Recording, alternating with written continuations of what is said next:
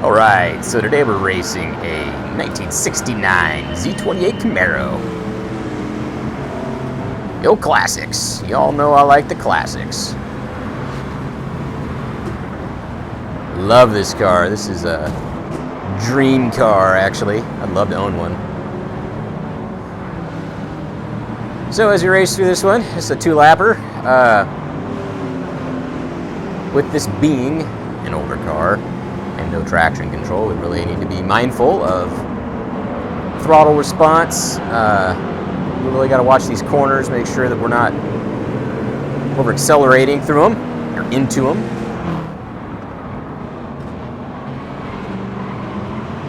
It's a different way of driving, that's for sure. Especially if you come off of some of these newer cars. I've been doing some racing lately and got a somewhat newer, heavily modified vehicles. So as compared to a 1969 Camaro, it can be quite jarring jumping into one of these. But man, I love this thing. It's such a fun car to drive. I love the instrument clusters. Oops, sounds like I need some gearing in this. I was maxed out there. So then got a nice day, sunny day. It's something else that you can tweak in Gran Turismo is the weather. And another thing that's really cool is that, it actually impacts the road surface. I know I've said that a number of times, but you can't underestimate, or overstate, I should say, how important that is. Because you can dry out the pavement, it can completely change the dynamic of a race. Especially if it starts out nice and sunny, and then halfway through it starts to rain or get a little bit of mist. That could completely change how you race. And I mean, I've gone from first place back to last place just by one simple mistake in the wet. It's so easy to spin out.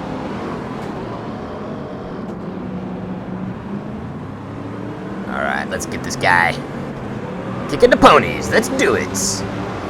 There we go. Love the raw horsepower. Man, that sounds good. Alright, one lap down. Brake well before the corner. You can hear those tires. I love it. The only thing this VR experience is missing is the sound of burning rubber. That's right. Come on, Sony, you need to get on that. You figure out a way to pipe the smells of racing with the VR headset.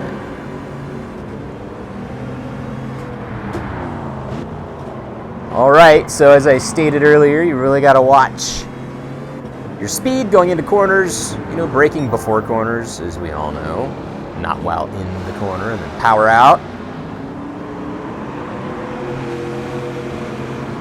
So with the pedal assembly, it's much easier to ease out of the throttle rather than using the controller, at least in my opinion. I think you have more dynamic control over your feet rather than your fingers. So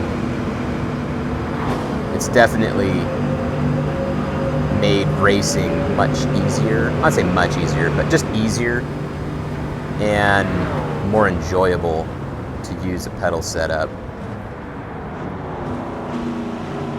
I was playing earlier with the controller, and not that that's a bad experience. It's a good experience, but coming from a wheel to a controller, whoa, ha-ha! It's definitely a big difference. But anyway, the pavement is a little bit wet. You can see that. I just kind of overpowered it back there. Kind of kicked the rear end out. That was me. But hammer down. Use the track. That's a mistake that some folks make, is they don't use enough of the track. Boy, that's part of racing, is picking your lines, picking the right lines, and using the entire track. so you don't wear out your tires, and makes for faster lap times. Alright, so I guess we took this one fairly easily. It wasn't the most exciting race, but I appreciate you watching. If you want to check out more videos, click here or here. See you all in the next one.